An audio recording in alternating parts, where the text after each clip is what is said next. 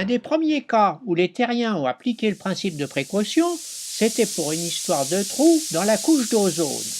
Parce qu'au départ, le principe de précaution, ça concerne l'environnement. L'ozone protège contre les rayons ultraviolets,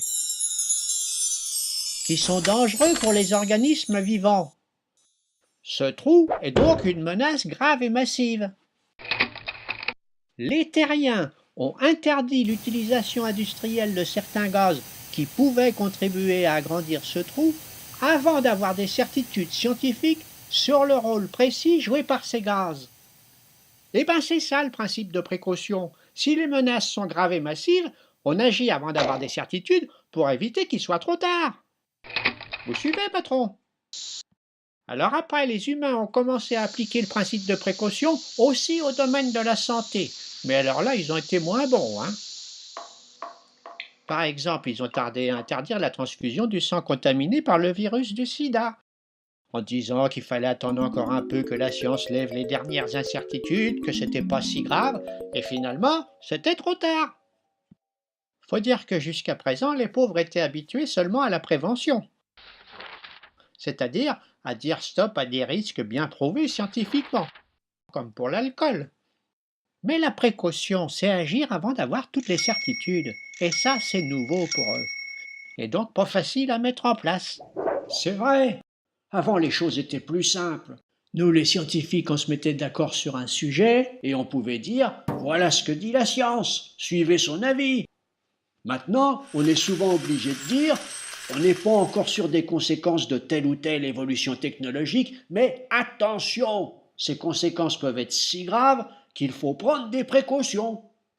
C'est fini le bon temps où le monde de la technique était comme un effet positif et contrôlable de la science. Maintenant, la technique semble échapper à notre contrôle. Avant, on portait l'étendard du progrès. Maintenant, on se retrouve à lancer des alertes.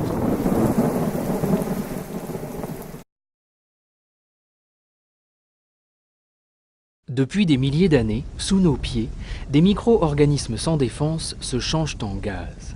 Alors qu'une partie remonte vers la surface, devenant le gaz naturel, l'autre reste coincé entre 2 et 3 000 mètres de profondeur, dans la roche de schiste, c'est-à-dire de l'argile. Ces petites bulles de méthane prisonnières, c'est le gaz de schiste. Un vrai trésor quand le gaz naturel se raréfie et que ses prix s'envolent. Reste à trouver la bonne épuisette pour récolter ces bulles. Dans les années 80, les industriels américains arrivent avec le fracking, ou fracturation hydraulique en français dans le texte.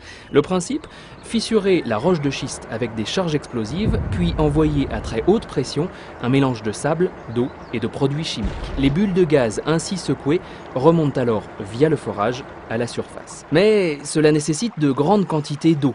Près de 15 millions de litres pour chaque fracturation, ce qui peut se répéter 10 fois sur un seul et même puits. Et malgré la surveillance, le mélange envoyé à haute pression peut parfois s'infiltrer jusqu'aux nappes phréatiques et les polluer. Oui, mais les réserves en gaz de schiste sont considérables, plus de 185 000 milliards de mètres cubes sur tout le globe, notamment en Chine, aux États-Unis et pour l'Europe, en Pologne et en France.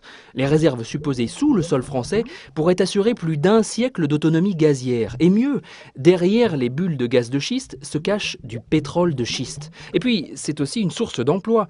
Aux États-Unis, en 2010, 600 000 travailleurs dépendaient de l'extraction des gaz de schiste. Risque écologique ou enjeu énergétique et social, exploiter ou non les gaz de schiste est un vrai choix politique.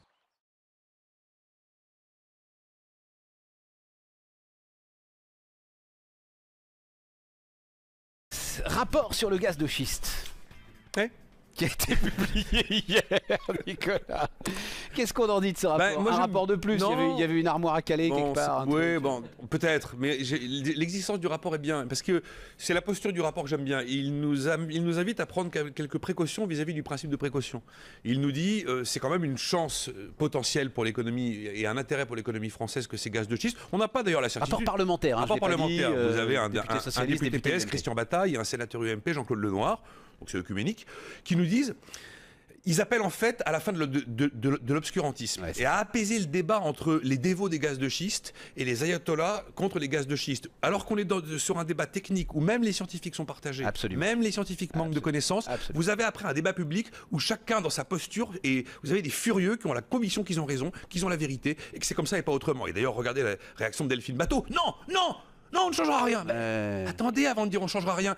La technique de fracturation hydraulique progresse. Schlumberger y travaille. On a la possibilité peut-être de ne plus utiliser de l'eau, mais de l'hélium ou du propane ou de l'électricité ou des explosions. C'est pas fini cette histoire. Et ça fait 10 ans que ça a commencé. Avant même ça, Nicolas, et ça, alors maintenant on peut le dire, il y a prescription, mais il y a un an, c'est exactement ce que nous disait Christophe de Margerie. Il faudrait juste aller savoir si on en a. Oui, en plus. Parce que les Polonais, ils sont descendus et ils se rendent compte que finalement, il n'y en a pas tant que ça. On nous dit, vous avez 5000 m3, on n'en sait rien. Et on n'en sait rien. Il n'y a aucun géologue sérieux qui peut vous le dire. Mais si vous prenez il y a une allégorie qui est assez bonne. Prenez les gaz de lac. Les gaz de lac, on les trouve, époque de Gaulle, on trouve du gaz à lac qu'on peut extraire très facilement. Mince, le gaz, il est plein de soufre.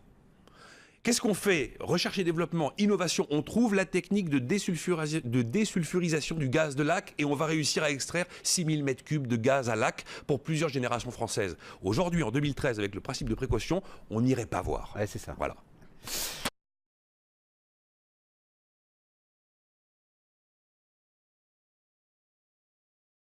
On a peu d'acquis sur un plan législatif, sur un plan constitutionnel. S'il y avait eu une utilisation abusive du principe de précaution, si ce principe de précaution s'était opposé à ce à quoi certains sont attachés, l'innovation, on pourrait éventuellement se poser la question. Mais en réalité, il y a eu très très peu de jurisprudence. Et à l'inverse, si on avait appliqué le principe de précaution sur un certain nombre de sujets, sur l'amiante, par exemple, si on avait appliqué le principe de précaution simplement sur les changements climatiques, c'est-à-dire que si on avait levé le pied avant, eh bien, nous ne serions pas dans des situations aussi extrêmes. Donc oui, c'est tragique de se dire que le peu d'acquis que nous avons, certains sont prêts à le remettre en cause. Et en revanche, à utiliser ce même principe de précaution et à le transférer dans d'autres domaines, notamment dans le domaine judiciaire, puisque j'ai cru entendre notamment l'ancien président de la République vouloir appliquer le principe de précaution en matière judiciaire, c'est-à-dire pouvoir mettre des gens, incarcérer des gens ou arrêter des gens avant même de savoir s'ils ont été des auteurs avérés de faits ou pas. Pour des